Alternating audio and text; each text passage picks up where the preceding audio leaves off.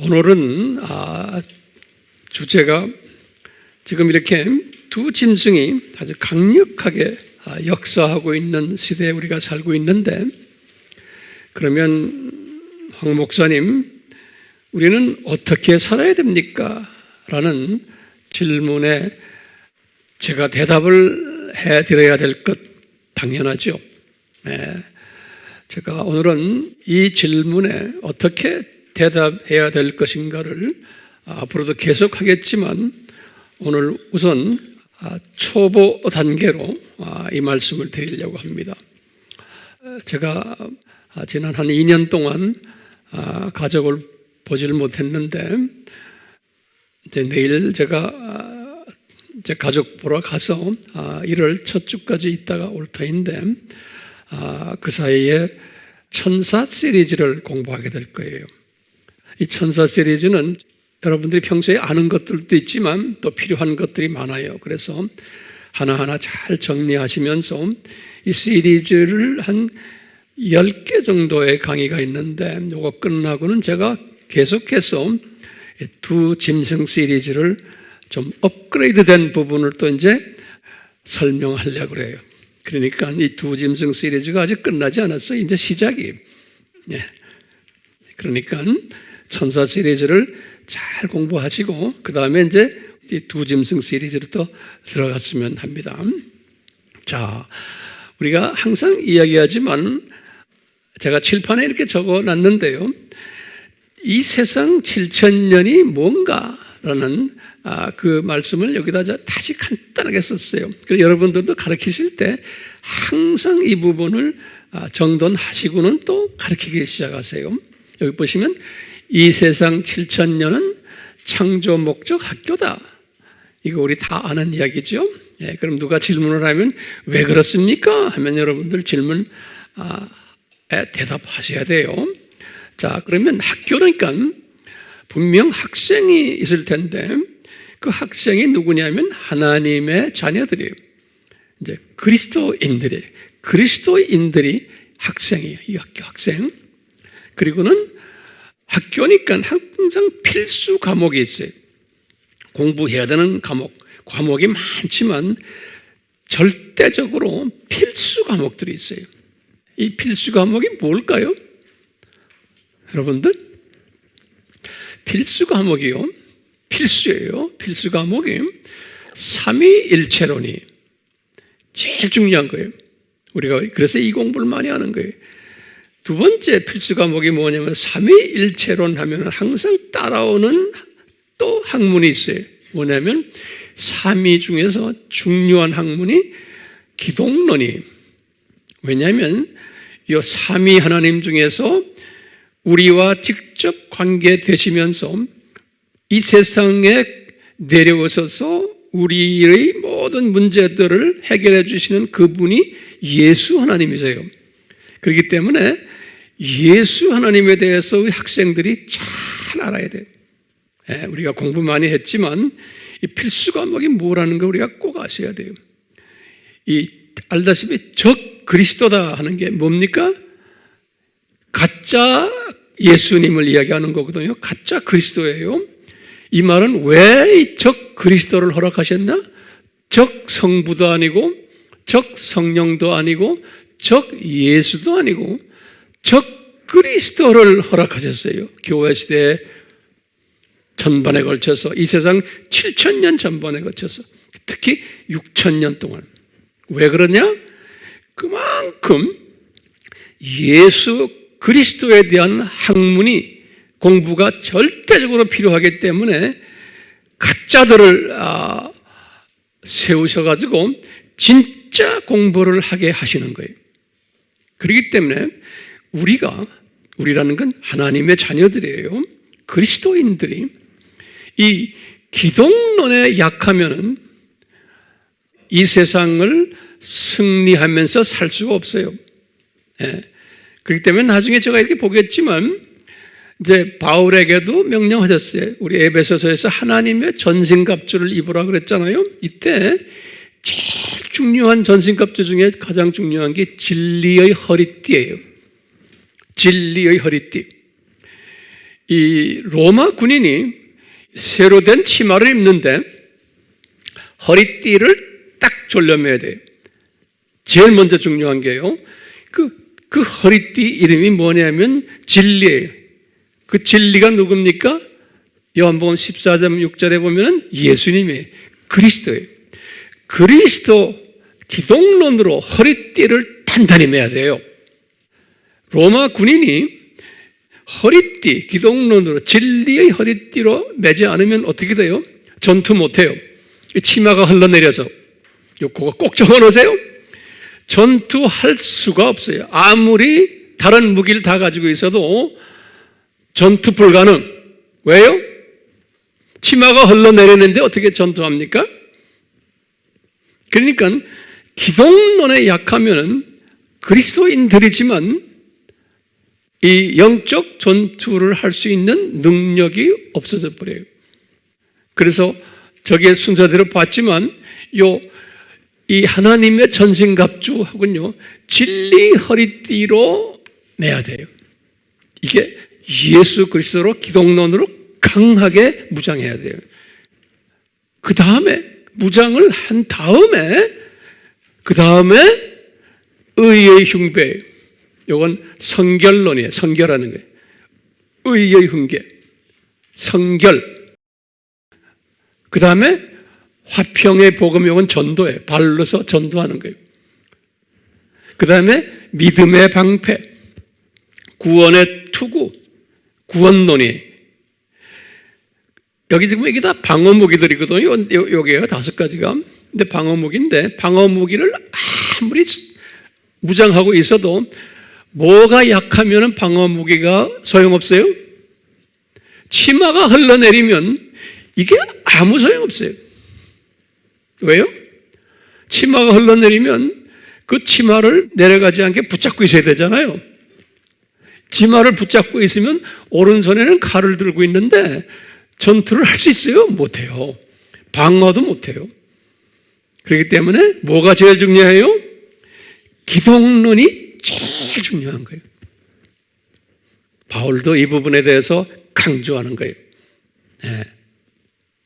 자, 그렇기 때문에 적 그리스도라고 그런 거예요.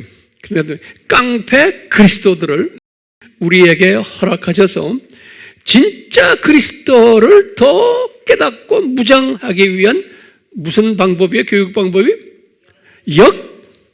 역기능적 방법이에요. 이거 잊지 마세요. 그래서 이 창조 목적 학교가 하나님의 자녀들을 향한 역기능적 교육 시스템이에요. 예. 그래서 뭐를 강하게 만들어냈어요? 가짜 그리스도예요. 그래서 여기 항상 제가 뭐죠? 안티라는 뜻은, 예? 이 안티의 뜻이 4가지가 있죠. 우리 항상 알고 있잖아요. 첫째 안티가 뭐예요? against. 진짜 그리스도에 대해서 against, 대항하는 세력들을 하나님이 만들어냈어요. 우리 주변에도 지금 그게 많아요. 두 번째는 in opposition, 반대 위치에 있게끔 하는 거예요. 진짜 그리스도의 반대 위치에 있게끔 해서 겉으로 보면 몰라요. 그러니까 우리가 이 진리로 무장하지 않으면은 이거 구별력이 없어져요. 분별력이. 많은 기독교인들이 오늘날 그래요. 예. 세 번째는 뭐예요? in place of, 대체시키는. 진짜 그리스도를 대체해가지고 또 무슨 그리스도를 만들어냈는데 교회 안에 많아요. 이게 이 진리로 무장하지 않으면은 이게 구별력이 없어져요. 이렇게 디자인하셨어요. 하나님께서 교회 시대의 안티, 적 그리스도들을. 그 다음에 마지막에 false, 가짜들을 만들어서. 이 4가지 안티란 뜻 우리 항상 제가 반복하고 해요. 예. 목적이 뭐예요? 진짜에 강하도록 만들기 위해서 그러는 거예요. 진짜에 강하도록요. 진짜에 강해야지만 내가 성화가 가능하고 전도도 할 수 있고 화평의 복음이 믿음도 더 강해지고 구원론도 강해지고 그러는 거예요. 이게 다 순서가 있어요. 그러니까 기독론이 강해야 돼요. 그래서 우리 AMI 교회는 제가 제 나름대로 최선을 다해서 여러분들에게 기독론을 강조하며 가르치고 있잖아요. 네? 왜냐하면 이 기독론을 제대로 딱 가지고 있으면 이거 엄청난 방어 무기가 되는 거예요. 이 깡패들이 덤벼들질 못해요. 그렇기 때문에 여러분들이나 제가 이 기독론으로 진리로 딱 허리띠를 메고 있으면 주변에 어떤 가르침이 와도 거기에 속힘당하지 않아요. 네, 그리고 분별력을 가져요. 여러분들이 웹에 들어가서 뭐 이런 말 저런 말 많이 듣잖아요. 요새는 뭐 하지 말아라도 듣게끔 되어 있어요. 그럴 때 딱 분별력을 가지래요. 그러니까 오늘날은 엄청난 엉터리들, 가짜들이 난무하기 때문에 진짜처럼 보이지만 알고 보면 아니라는 걸 제가 여러분들 눈, 손발을 잡아가지고 봐라 보지 말아라 할 수 없어요. 여러분들이 보시고는 분별을 딱 하실 능력을 가지셔야 돼요. 안 그러면 넘어지게 돼 있어요. 오늘은 그 세력이 엄청 강한 때에 우리가 지금 살고 있는 거예요. 그러니까 제 책임이 뭐예요? 여러분들에게 진리의 허리띠를 단단하게 매도록 해주는 책임이 저에게 있는 거예요. 안 그러면 여러분들 들림받지 못해요. 예수님의 신부가 되지 못해요. 오늘 그 이야기를 좀 해주려고 그러는 거예요. 지금 우리가 지금 그런 때에 살고 있기 때문에 제 책임이에요. 자, 여기 보시면 창조 목적 학교예요. 교장이 그러니까 예수님이시고 교육 방법은 역기능적 이거죠. 그럼 제가 한번 여러분께 왜 역기능적 방법을 택하셨나요? 요 질문에 제가 칠판에다 적지 않았어요. 여러분들 왜 역기능적 방법을 택하셨나요? 그럼 여러분들 이렇게 대답하셔야 돼요. 제가 깨달은 거예요. 왜 그러냐? 피조물의 한계성과 나약성 때문에 그래요. 전지하신 하나님이 아신 거예요. 하나님의 자녀들, 그리스도인들이 피조물이기 때문에 이분들의 한계가 있고 나약한 부분이 있는 거예요. 그러면 무슨 한계와 나약성이 있는가요? 라고 한번 또 질문 던져보시면 전지하신 하나님이 아신 거예요. 뭘 아시냐? 내 사랑하는 내 자녀들이 이 영원한 복, 육, 혼, 영 복이죠? 이 복이요. 이 복을 무료로 대가 없이 받기 때문에 노력 없이 받기 때문에 이 엄청난 선물을 그 선물의 가치를 모르게 되어 있어요. 이게 피조물의 한계성이에요. 또는 그 선물의 소중함을 망각하게 되어 있어요. 전지하신 하나님이 그걸 아시는 거예요. 그뿐 아니라 주신 분이 누구신가? 정체성도 약하게 되고 거기에 관심 없게 되고 이 무료로 받으면 그래요. 그 다음에 주신 분의 목적도 가볍게 생각하게끔 되어 있는 거예요. 이게 피조물의 한계성이고 약한 부분이에요. 그런데 예를 좀 들어봅시다. 우리가 지금 공기도 무료로 받았잖아요. 물도 무료로 받았죠? 햇볕도 무료로 받았어요. 그렇기 때문에 거기에 대한 고마움을 우리가 모르는 거나 같아요. 그 예를 꼭 적어 놓으세요. 그 다음에 이제 여러분들 또 예를 들게. 그렇기 때문에 하나님의 입장에서는 사랑하는 자녀들이 이 무료로 주신 이 엄청난 이 복을 소중하게 여기게 하기 위해서는 어떻게 해야 돼요? 예? 그러기 위해서는 뺏어버려야 돼요. 당분간 뺏어가지고 제가 항상 이런 말 쓰죠. 고생도 엄청난 고생을 시켜봐야지만 그 소중함을 알게끔 되어 있는 거예요. 이게 역기능적 하나님의 교육 방법인 거예요. 그래서 나쁜 놈들도 거기 끼어가지고 우리를 고생시키는 거예요. 그게 이제 적 그리스도예요. 예.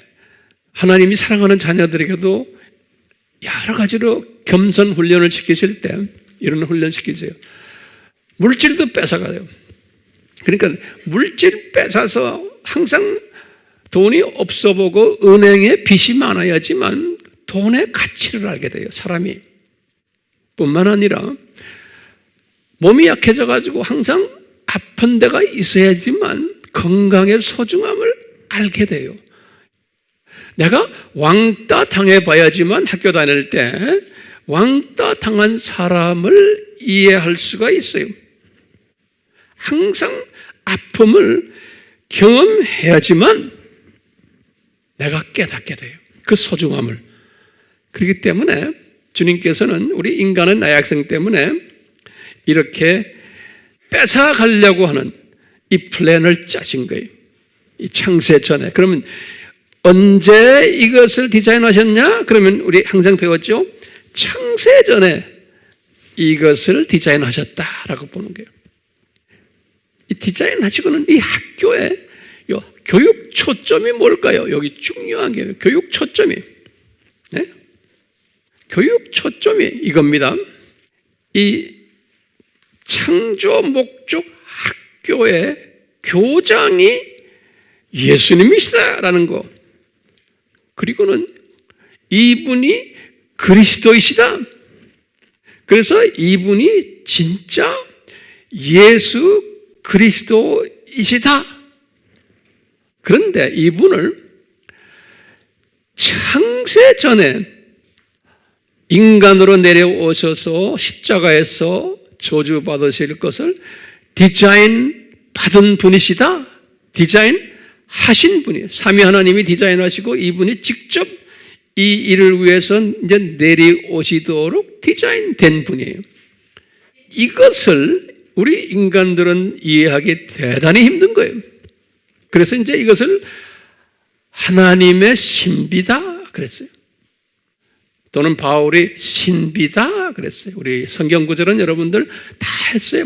고린도전서 2장 7절, 로마서 16장 25절에서 26절, 에베소서 1장 3절에서부터 쭉 해서 14절까지 전부 그런 이야기들이에요. 골로새서 1장 26절, 27절 상당히 많아요. 자, 이 신비를 바울도 개종해서 20년 동안 몰랐어요. 바울은 개종해서 첫 20년 동안은 예수 그리스도의 구원론을 소위 원시 복음으로 알고 있었어요. 이 말은 굉장히 중요한 개념이에요. 아담이 타락했기 때문에 자유의지를 발동 잘못해가지고 그래서 예수님이 오시게 되었다.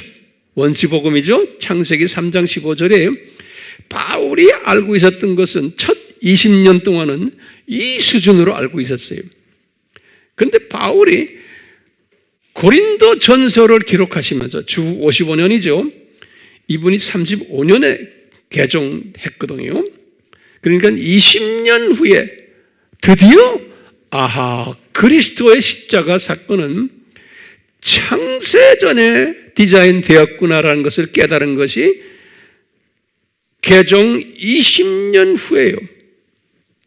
이것은 뭘 말하냐면 대부분의 하나님의 자녀들은 원시 복음으로만 알고 있어도 되는 거예요. 네. 이 말은 뭐냐면 하나님의 구원 계획이 아담 타락 때문에 예수님이 오시게 됐다. 이 수준으로만 알고 있어도 되는 거예요. 거의 80%의 세계의 기독교인들은 그렇게 알고 있어요. 그걸로 만족해요. 그런데 소수의 남은 자 그룹들에게는 바울도 나중에 깨달은 거 20년 후에 이것은 창세전에 디자인되었구나라고 바울이 깨닫고는 바울은 그 후부터 고린도 전서를 55년 했었죠. 55년부터 68년 순교 때까지 13년간 이 창세전 십자가 사건을 초점에 맞춰가지고 자기 제자들을 훈련시켰어요. 네. 자, 이런 가운데서 이제 우리 알다시피 이 세상 7,000년 이 창조 목적 학교가 요 7,000년이 이제 플랜이 된 거예요. 요 7,000년 플랜이 됐을 때 하나님께서는 진짜 그리스도가 누군가에 대해서 그 가치를 깨닫게 하기 위해서 하나님의 예정된 자녀들에게, 그리스도인들에게 가짜 그리스도를 디자인하신 거예요. 요 7,000년 요때, 특히 요 6,000년 기간까지, 요 6,000년까지 가짜 그리스도를, 우리 공부한 것을 제가 지금 간단하게 정돈하는 거예요. 그 가짜 그리스도를 적 그리스도라고 그러죠. 이 적 그리스도를 어떻게 디자인하셨냐?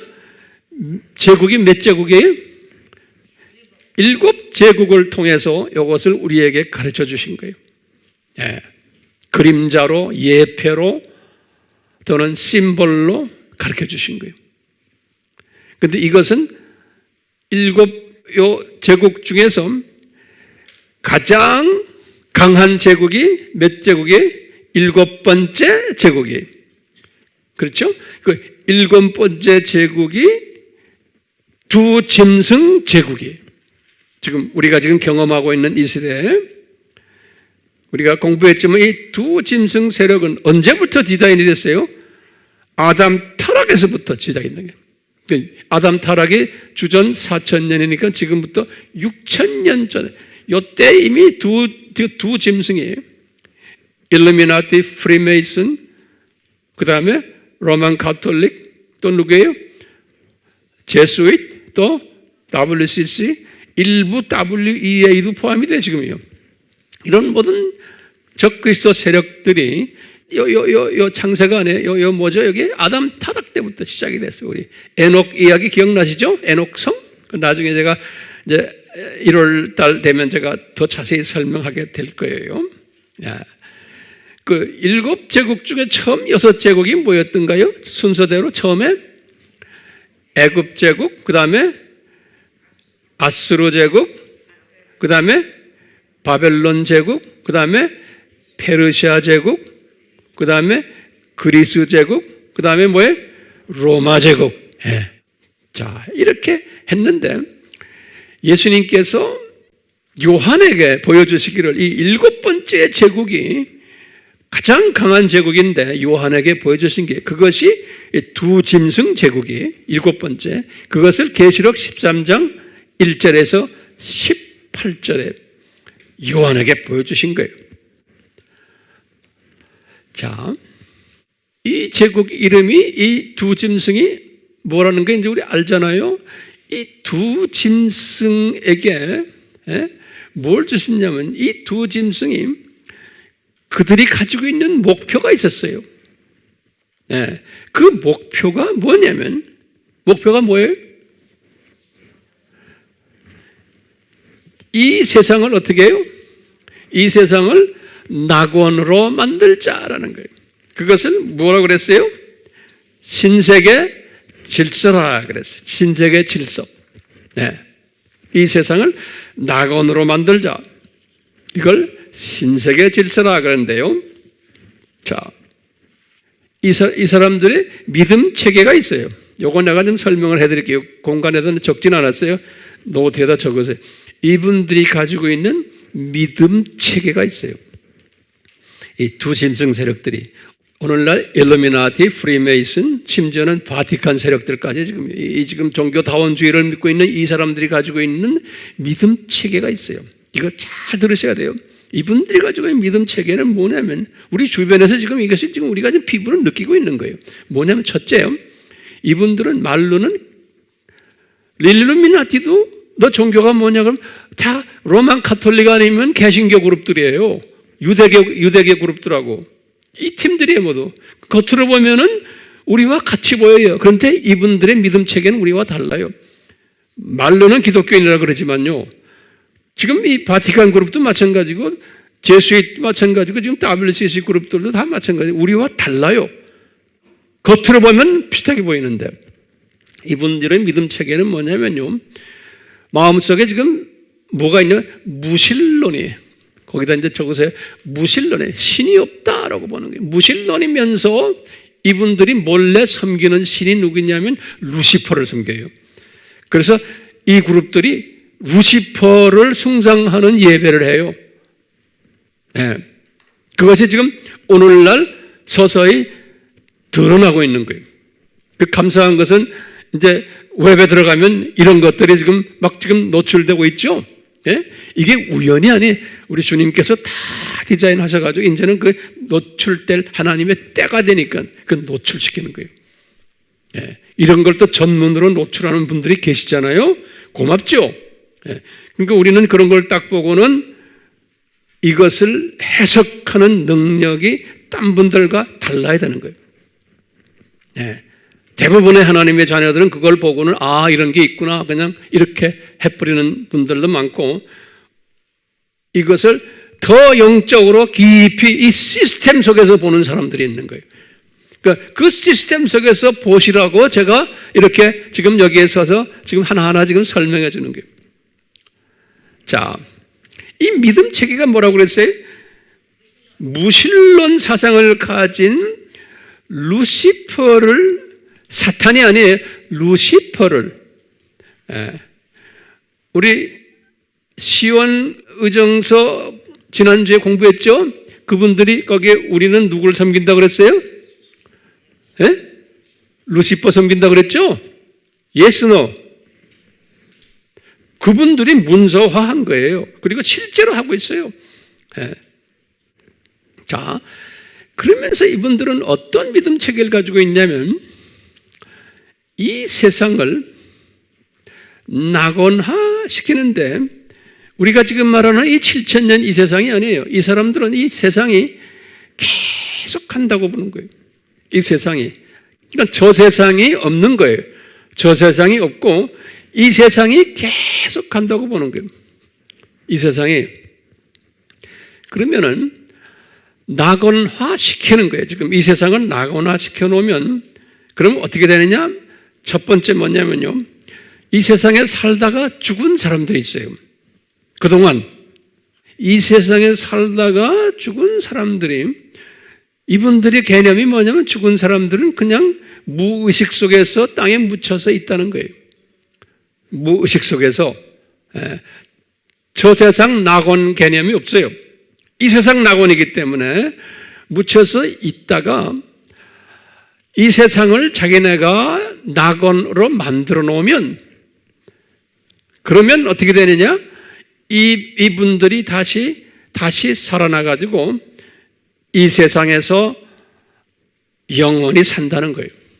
그러니까 단순한 이런 생각이에요. 근데 이런 것이 이루어지겠어요? 이루어지지 않지만 이런 개념을 가지고 있는 거예요. 또 두 번째 개념은 뭐냐면요, 두 번째 개념은 제가 더 자세히 설명하겠지만 예수님께서 디자인하신 게 뭐냐면, 이 친구들이 어떤 개념을 가지고 있냐면 이 세상에서 최소한 장수를 하면서 이 세상에서 영원히 살려고 하는 그러한 생각을 가지게 될 것이라는 거예요. 예수님께서 그렇게 말씀하셨어요. 그걸 어떻게 하느냐? 이게 뭐냐면 이제 제가 이야기하겠지만 이제 짐승의 표라고 그래요. 우리 짐승의 표라는 말 많이 들었죠? 그 다음에 666이라는 말이 나와요. 예. 이런 모든 것은 제가 언젠간 이야기하겠어요. 이런 것을 통해서 이 사람이 장수하도록 디자인이 되어 있는 거예요. 어떻게 디자인된 것은 오늘 제가 이야기 안 해요. 예. 그래서 이분들은 지금 인공지능이니 기타 등등 이런 것들, 이게 하는 이유가 있어요. 이 세상에서 장수하도록 이분들이 과학이 발달돼 가지고 하도록 되어 있는 거예요. 그게 예수님이 다 예언하신 거예요. 그러니까 오늘날 지금 그쪽으로 지금 가고 있어요. 우리 인간이 이제는 100세 시대, 이건 아무것도 안 해. 좀 있으면 이제는 우리의 뇌를 컴퓨터라이즈 시켜가지고요, AI와 같이 하고 연결돼 가지고 우리를 500년, 1000년씩 살 수 있도록 지금 이 일을 여러분들 웹에 들어가면 요새 이 전문가들이 이야기하고 있어요.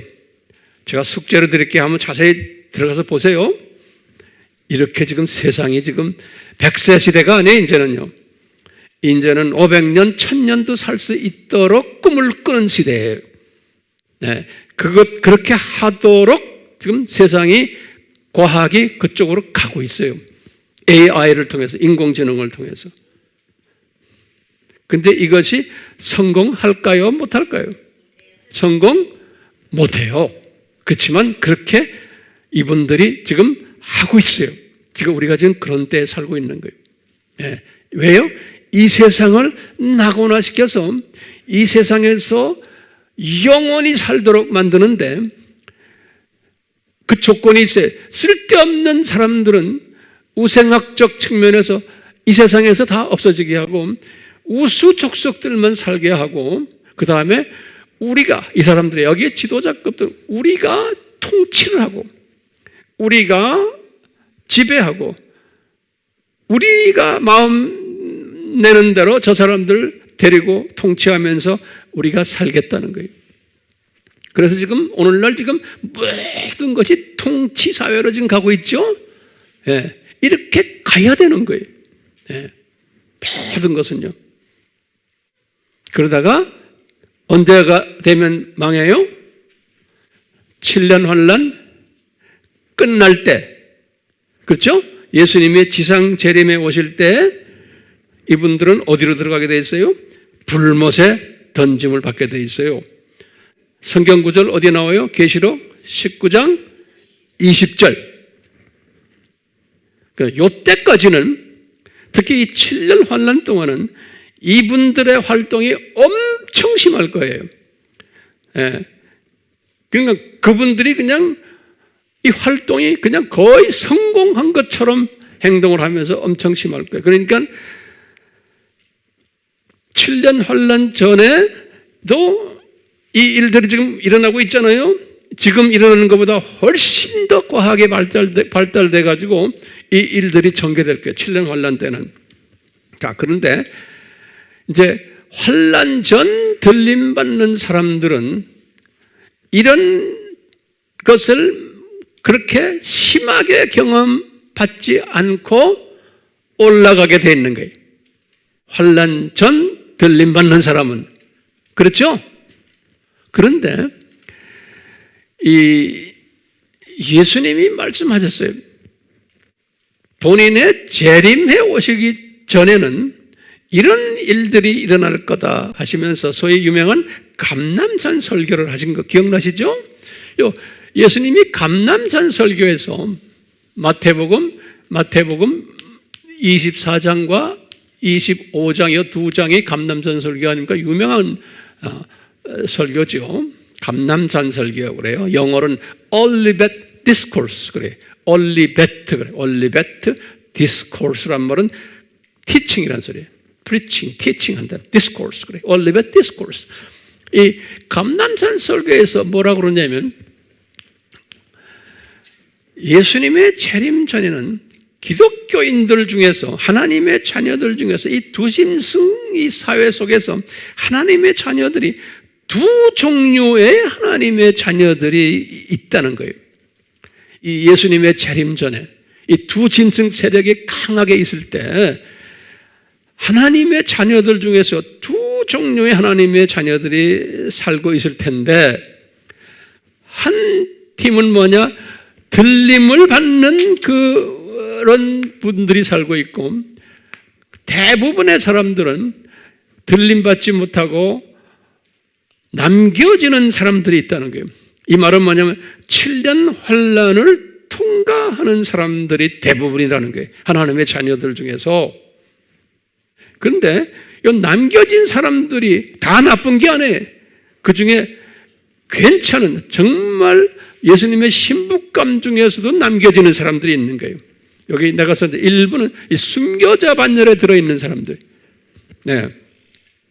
요건 이방인이에요. 이방인들 중에 순교자 반열에 들어있는 사람들은 환난을 통과하면서 환난 기간 동안 열심히 복음을 전하다가 순교당하는 거예요. 순교당하다가 이제 예수님이 지상 재림하실 때, 그러니까 다시 지상 재림 전에 혼인잔치 있잖아요. 혼인잔치 때에 들림받아서 올라가서 혼인잔치에 참여하는 자들이 7년 환난 때에 추수 일을 하다가 그런 사람 여기에도 분명히 있을 거예요. 이분들은 굉장히 높은 분들이에요. 그냥 들림받는 사람들보다 훨씬 높은 분들이 순교자 반열에 있기 때문에. 자, 그 다음에 두 번째 그룹은 유대인 그룹들이, 지금 유대인들은, 메시아닉 유대인들은 우리 14만 4천이라 그러잖아요. 오늘날 많은 유대인들이 지금 복음화가 되고 있는데 그 유대인들이 내가 볼 땐 대부분이 가짜 유대인들이에요. 진짜 유대인은 누군지 몰라요. 네. 왜 가짜 유대인이라고 제가 말씀드려요? 오늘날 유대인이라는 개념이 성서적인 개념이 아니에요. 오늘날 우리가 지금 유대인이라 그런 사람들은 비성서적인 개념 속에서의 유대인이 된 사람들이 대부분이에요. 오늘날은 어떤 사람을 유대인이라 그래요? 넘버원, 어머니 모계를 따지는 거예요. 어머니가 유대인이면 유대인이다 그런 거예요. 그러니까 이건 비성서적이에요. 성경적으로는 아버지가 유대인이어야 되는 거예요. 두 번째는 어떤 사람이 유대인이다 그러냐면 이방인이지만 유대교로 개종한 사람을 유대인이라고 그러는 거예요. 오늘날 유대인 중에서 이런 사람 많아요. 그러니까 비성서적이에요. 세 번째는 유대인 가정의 이방인들이지만 어답션 된 거예요. 양자로 들어간, 어답션이란 말 알죠? 입양했대. 입양하면 유대인이 되는 거예요. 그러니까 그것도 비성서적이에요. 많아요, 그런 사람들 지금. 네 번째로는 유대교로 개종을 했으면 유대인이 되는 거예요. 이방인 중에서. 그렇기 때문에 오늘날 유대인들은 이 네 가지의 카테고리에 의해서 유대인으로 하기 때문에 진짜 성서적인 유대인은 우리가 찾기 힘들어요. 그리고 이제 일루미나티 그룹들 중에 유대인들이 지금 많은데요.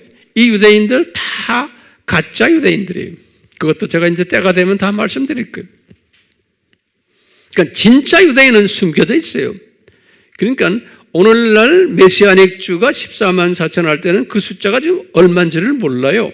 그리고 진짜 유대인이 누군지도 몰라요.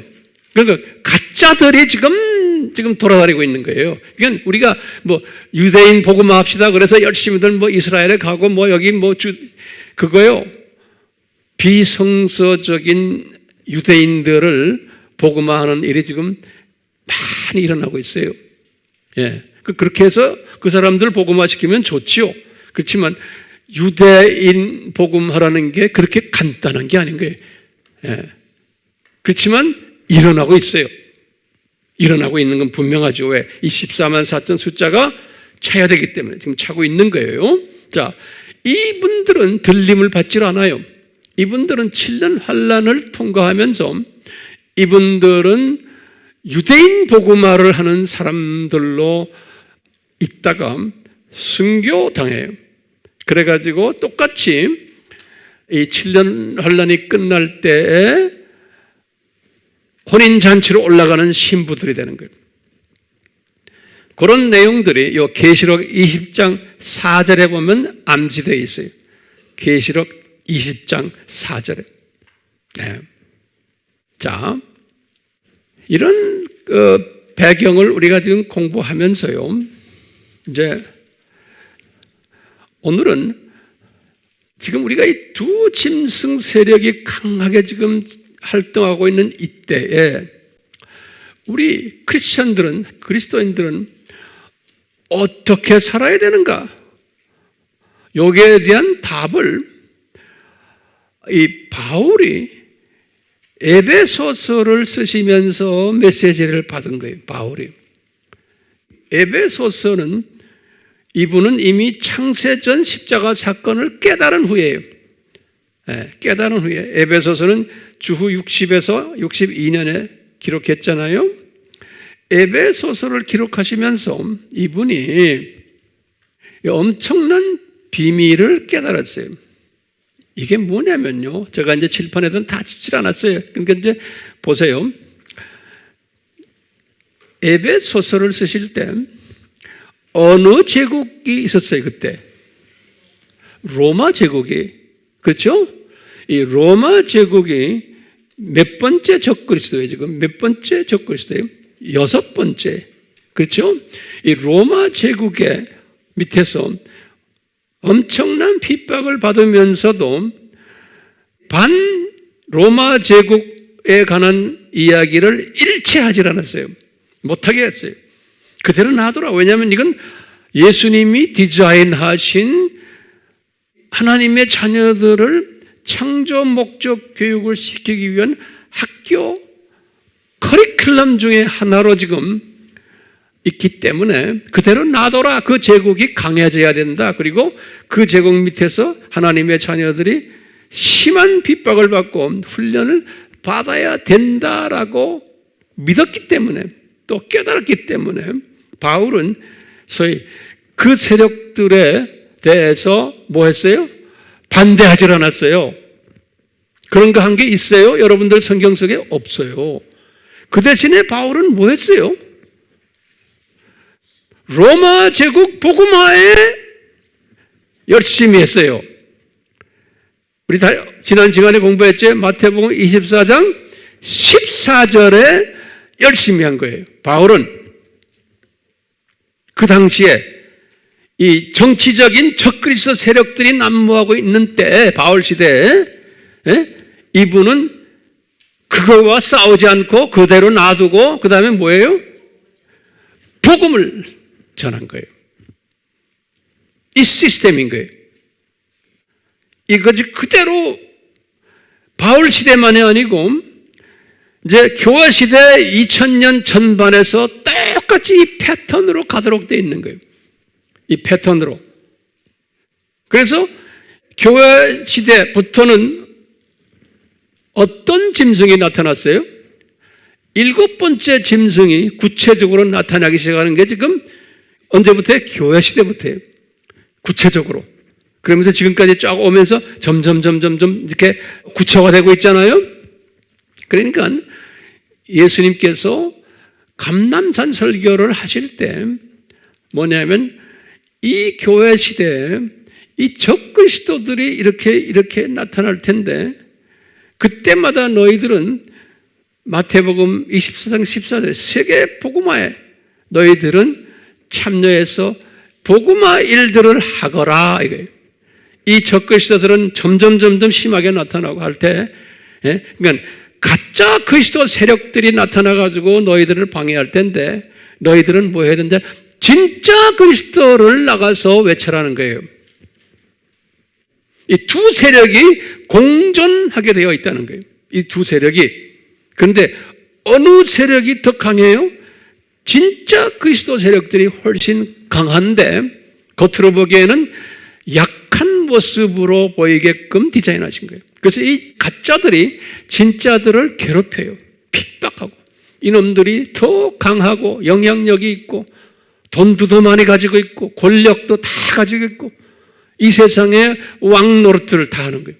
지배자. 그런데 이 진짜 그리스도 세력들은 이놈들에게 핍박받으면서도 핍박 안에서 끊임없이 복음 전파를 할 거라는 거예요. 이 디자인이에요.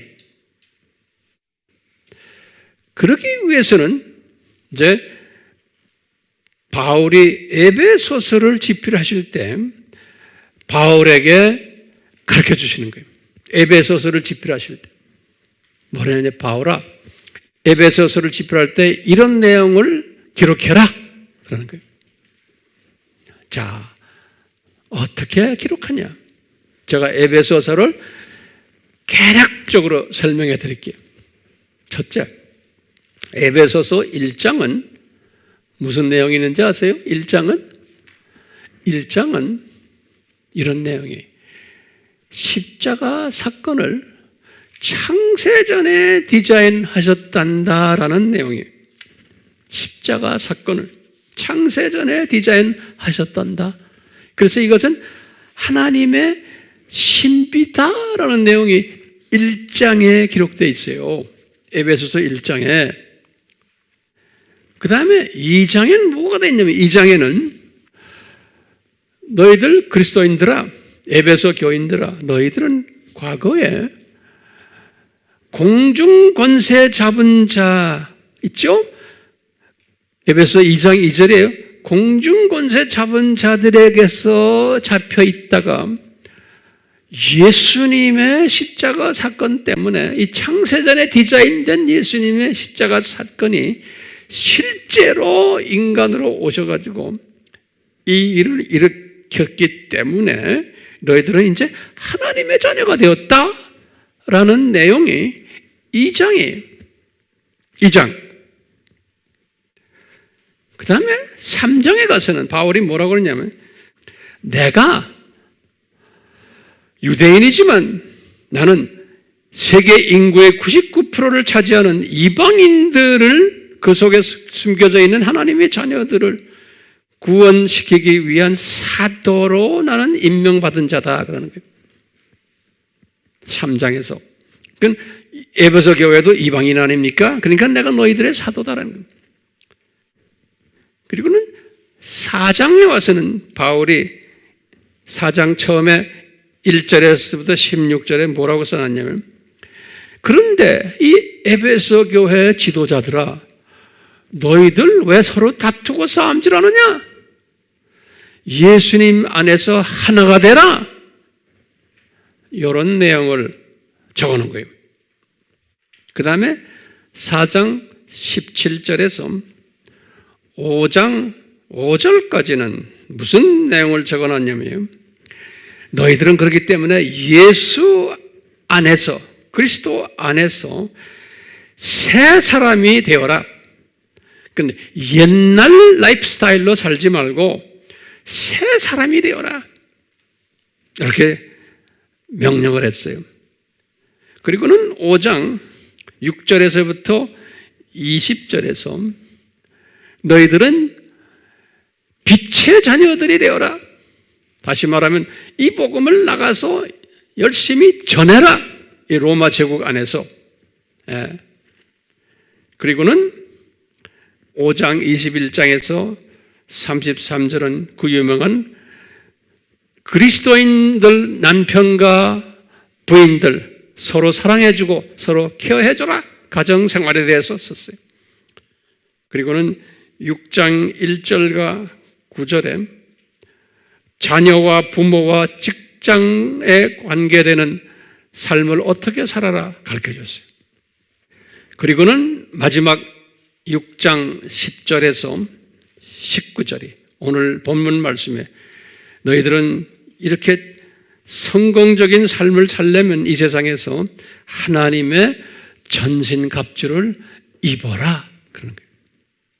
여기 에베소서예요. 그러니까 에베소서는 창세 전부터의 십자가 사건부터 시작을 해서 원시복음을 이야기하시고 그 안에서 하나님의 자녀가 된 사람들 너희들 어떻게 살아라 라는 것을 이제 가르쳐 준 거예요.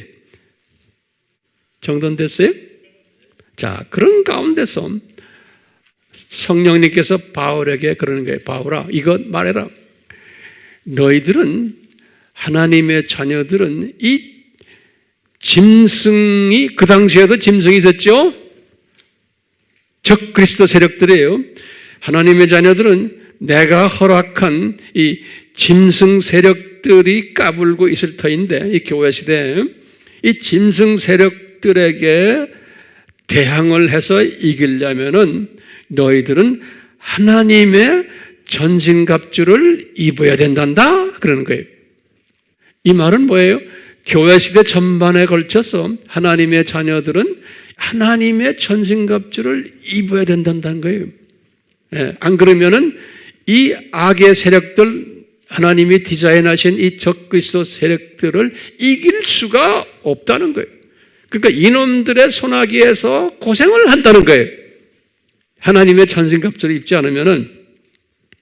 자, 그러면서 이제 내가 말했죠. 하나님의 전신갑주 중에서 가장 중요한 전신갑주가 뭐예요? 진리의 허리띠를 매야 된다는 거예요. 그러니까 이 세상에 살면서 가장 중요한 방어 무기가 뭐냐면 뭐예요? 기독론인 거예요.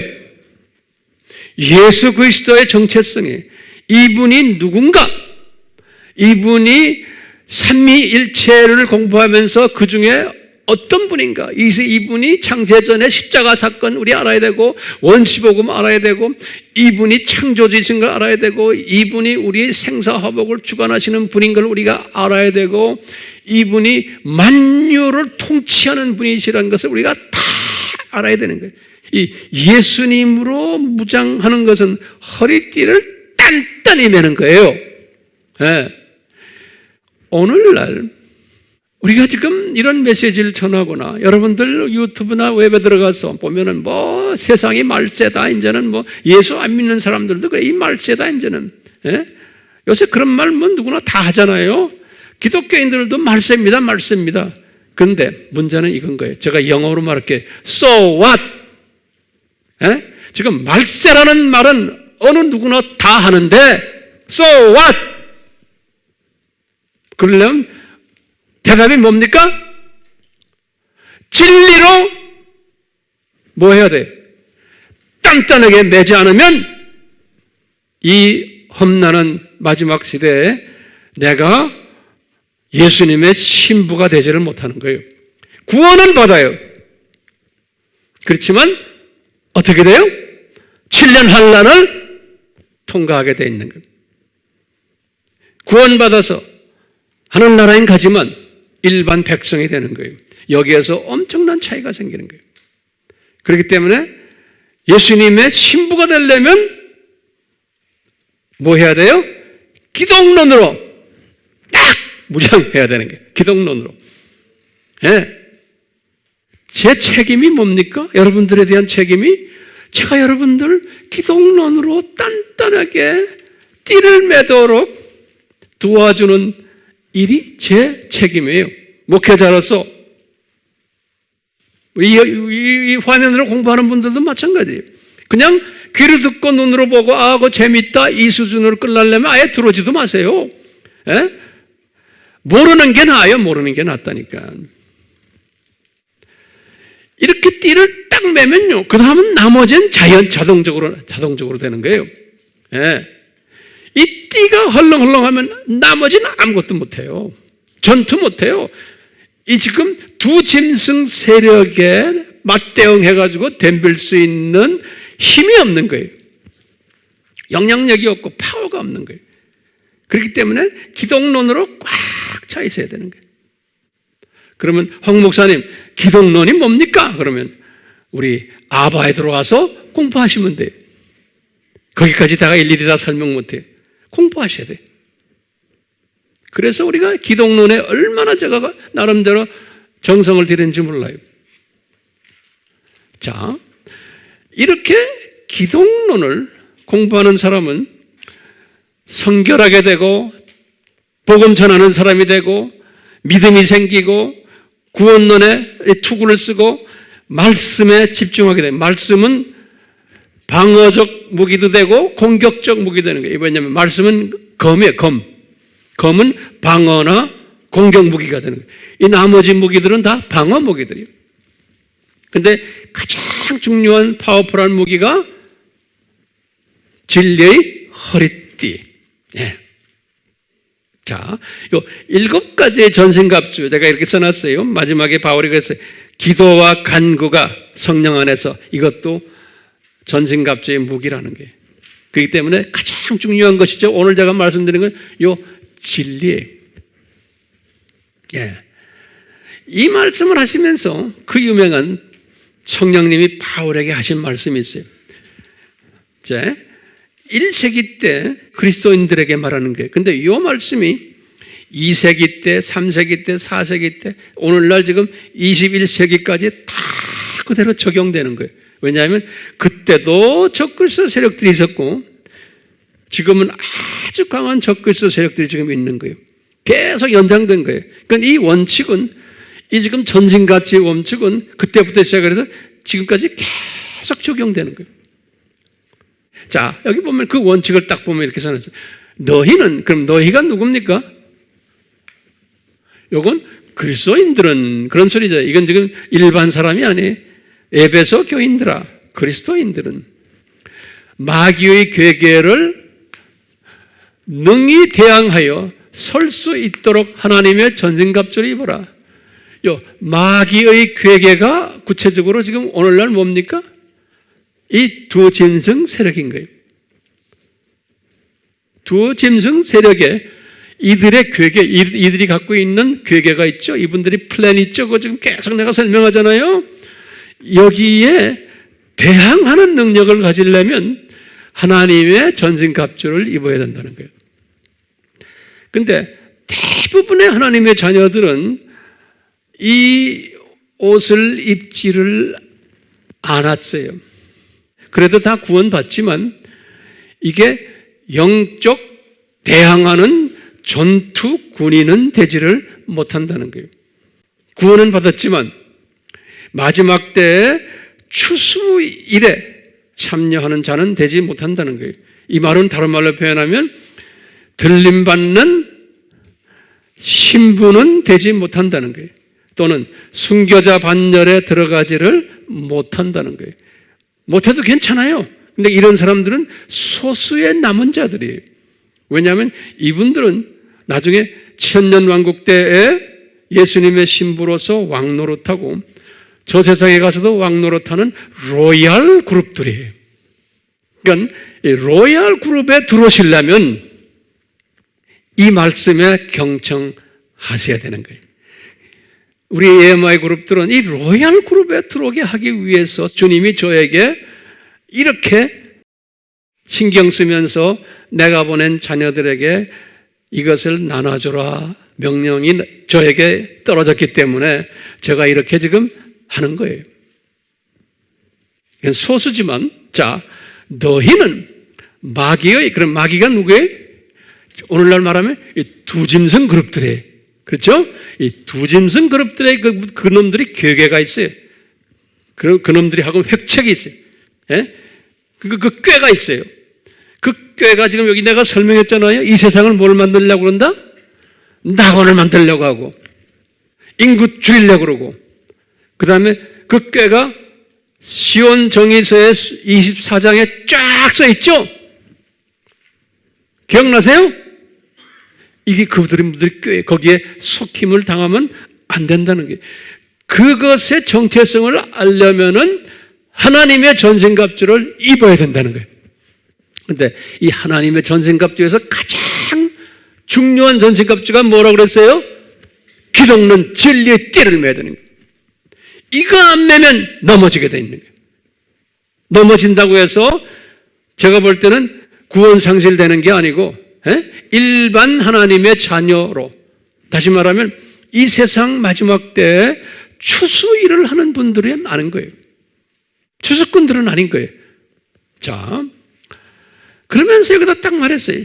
여기 11절에 12절에 이는 하나님의 전신갑주를 입어라 그러면서요, 이는 우리의 싸움이, 우리가 누굽니까? 기독교인들, 그리스도인들의 지금 영적 싸움이 이 지금 혈과 육에 대항하는 것이 아니라는 거예요. 여기 굉장히 중요한 개념이죠. 지금 두 짐승 세력들과 우리가 지금 싸움하는 것이 나와서 데모하고, 우리가 지금 무슨 있죠? 이거 하는 게 아니라는 거예요. 왜? 이놈들에게 파워를 줘서 이놈들이 까불도록 예수님이 다 허락하신 거예요. 그렇기 때문에 그거 없애려고 막 해야 그게 안 된다는 거예요. 바울 시대에도 로마 제국을 없애려고 노력했어요? 아니에요. 그 하나님의 때가 되면 로마 제국은 없어지게 돼 있어요. 로마 제국은 로마 제국대로 자기의 짭이 있는 거예요. 예수님 안에서. 로마 제국이 언제 없어졌어요? 바울 때 없어졌어요? 아니에요. 476년에 없어졌어요. 바울 시대에서 약 400년 더 갔어요. 예수님의 디자인이에요. 지금 우리나라도 지금 이 남북 문제도 뭐 지금 중국 문제 이거 언제 어떻게 없어질지 모르. 우리가 이거 든다고 해서 이게 없어지는 게 아니에요. 예. 우리는 이거 들기 전에 뭐 해야 돼요? 우리는요. 세상 사람들은 이거 들게 해요. 우리는 뭐 해야 돼요? 복음 전해야 되는 거예요. 그러니까 기독교인들이 이거 들고 있으면 뭘 잊어버리는 거예요? 복음 전하는 데 초점을 맞추지 못하는 거예요. 그러니까 기독교인들을 우리는 마지막 때 주님이 오신다, 복음 전하는 일에 초점을 맞추게 도와줘야지, 이거 하라고 하는 게 아닌 거예요. 하나님의 자녀들을 오도시키는 거예요. 왜? 우리가 지금 성서에서 지금 배우는 거예요. 근데 세상 사람들은 또 기독교인이지만 세상화된 기독교인들은, 이성적인 기독교인들은 이거 해야지만 된다고 믿는 거예요. 괜찮아요. 그렇지만 이거 하는 사람들을 보면서 우리는 아하, 저것은 안 해도 되는데, 그렇지만 이거 함으로써 이 두 짐승 세력이 조금 움츠릴 수는 있어요. 그러니까 이거 하는 것도 주님이 허락하세요.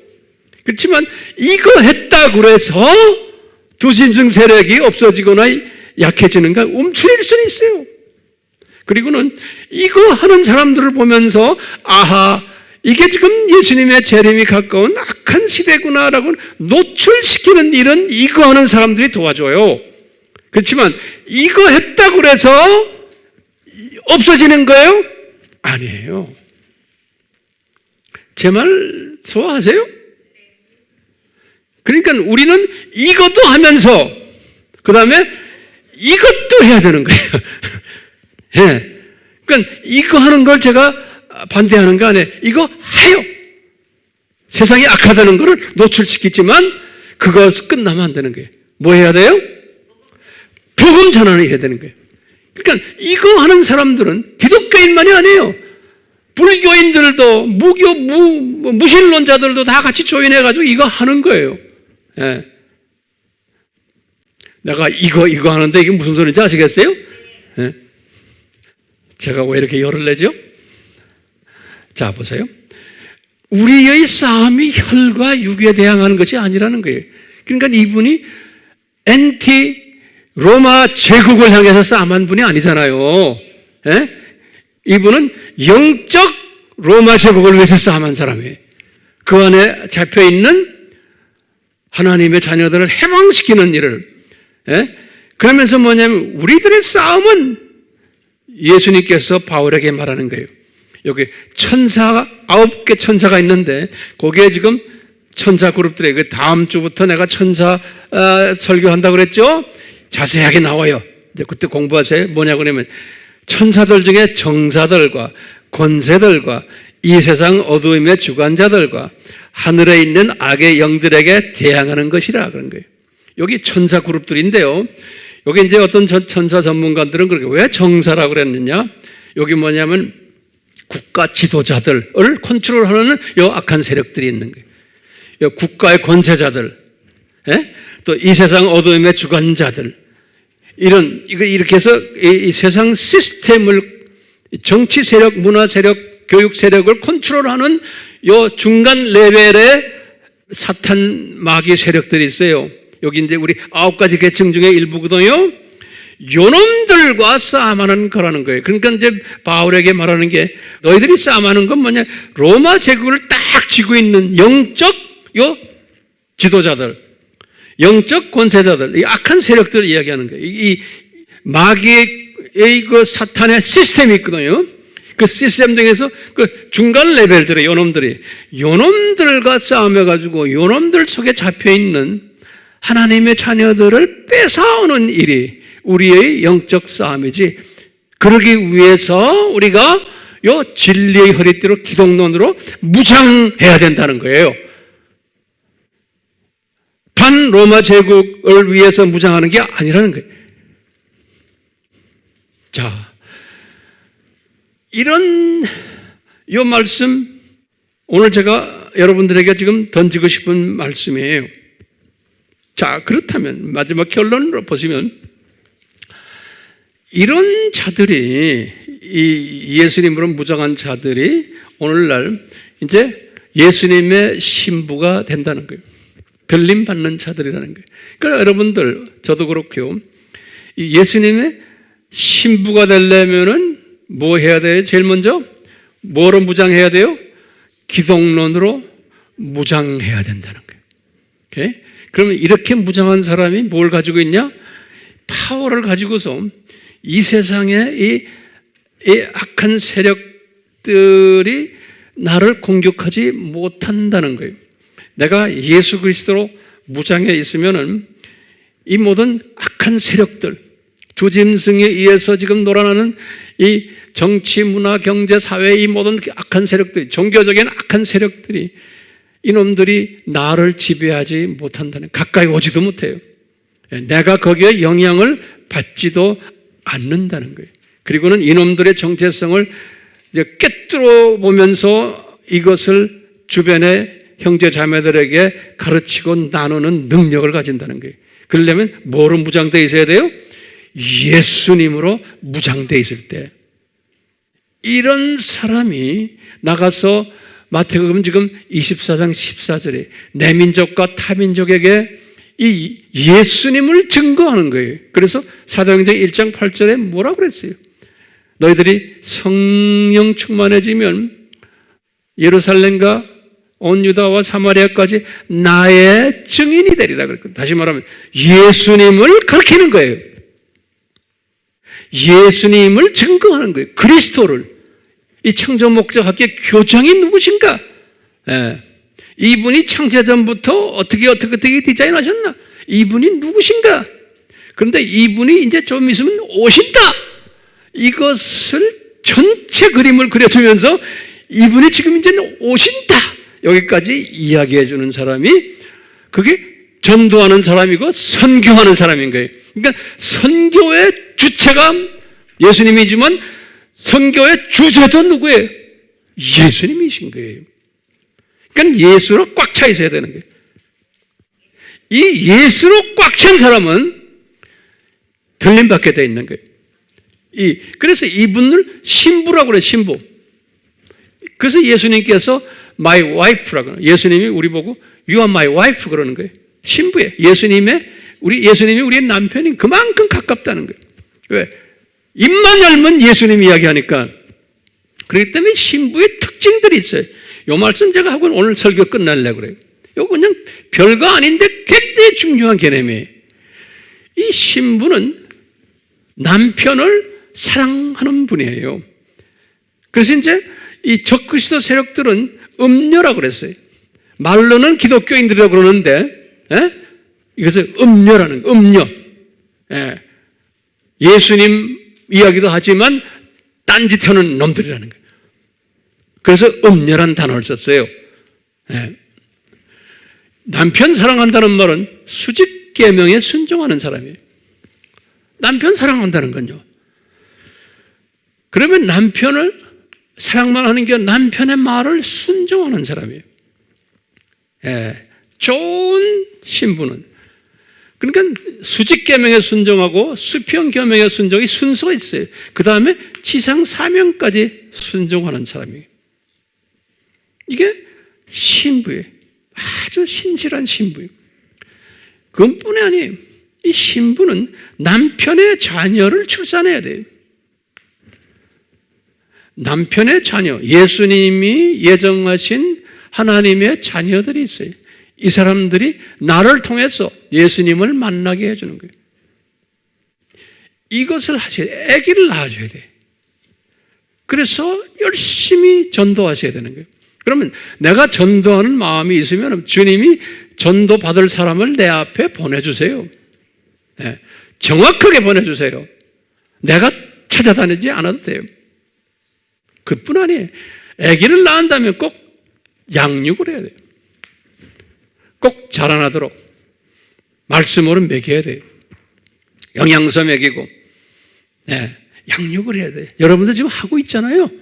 그렇죠? 계속 하세요. 양육을 해야 돼. 양육을 하는데 어디까지 양육해야 돼? 어른이 될 때까지, 성인이 될 때까지 자라게 해야 되는 거예요. 예. 성인 돼서 어쩌자는 거예요? 요 성인 돼가지고 요 사람을 예수님과 결혼시키는, 예수님의 부인이 되도록 예수님께 결혼시키는 거예요. 그럼 예수님의 부인이 되면 똑같이 해.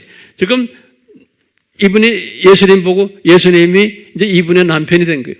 그 이분이 예수님을 사랑하게 되는 거예요. 요 과정이에요. 그래서 1번에서 6번까지 과정을 하도록, 내가 낳은 아기가 이만큼 자라가지고 예수님께 결혼까지 시킨 다음에 요 과정을 그대로 하도록 내가 이끄는 일. 예? 그런 사람이 누구라는 거예요? 예수님의 신부라는 거예요.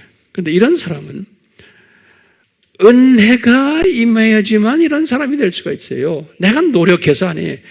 은혜가 내려오면 이런 일을 하도록 성령님이 이끄세요. 노력해서 되는 게 아니에요.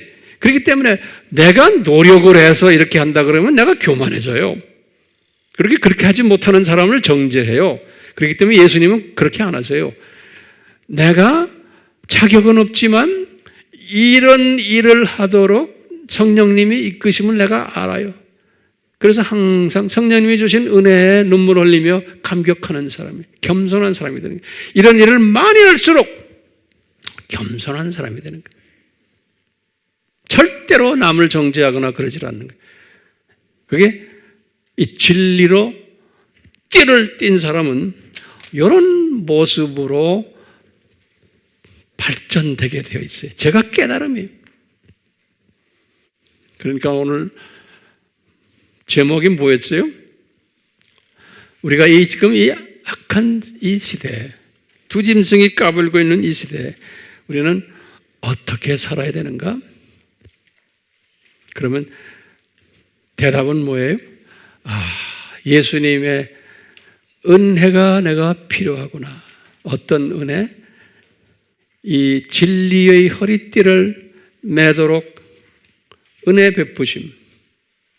그리고는 이 진리의 허리띠를 매면서 내가 예수님의 신부로서 이렇게 남편 사랑하고 남편께 순종하고 자녀 출산하고 양육하고 성인으로 만들어서 또 결혼까지 시켜서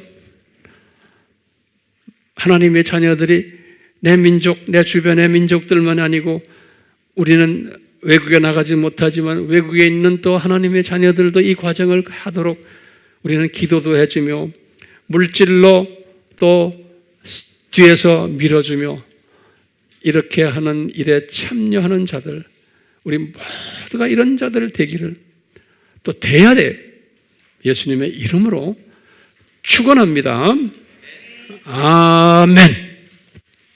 이곳에 계신 예수님, 저희들이 지금 이 시간 이 메시지를 서로 나눴습니다. 예수님 한 분 한 분 예외 없이 이 웹으로 영상으로 이 메시지를 보는 듣는 주님의 자녀들 한 분 한 분 예외 없이 이 신부의 복을 내려주셨어. 은혜를 베푸셨어. 이 복을 받고 이 어려운 세상을 승리하는, 지배하는 지배자로 만드셔서 주님께 감사하며 감격하며 하루하루를 추수꾼 역할을 하면서 감격하며 주님을 섬기는 한 분 한 분 되도록 은혜 위에 은혜를 내려주시옵소서. 예수님의 이름으로 기도드리옵나이다. 아멘.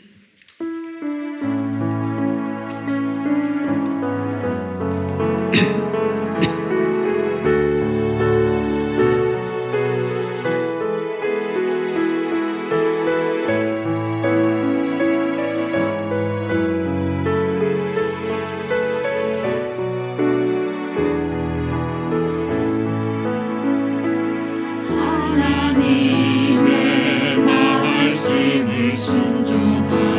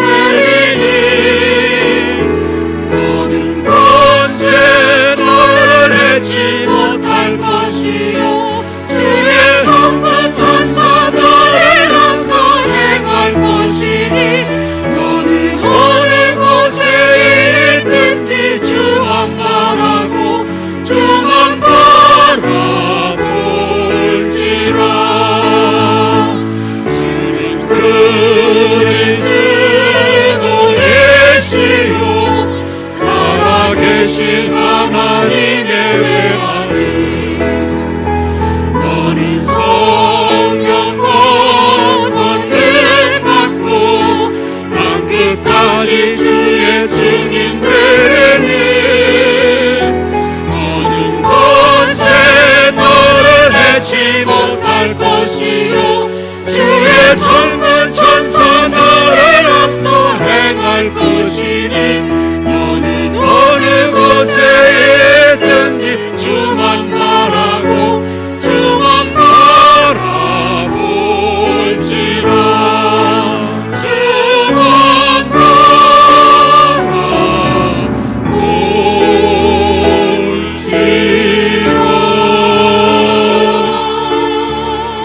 바라볼지라. 예수님, 저희들이 이 가르침을 통해서 우리의 시각의 초점이 진리 되시는 예수님만 바라보는 지혜자들, 명철자들, 지식자들이 되도록 은혜 내려 주시옵소서.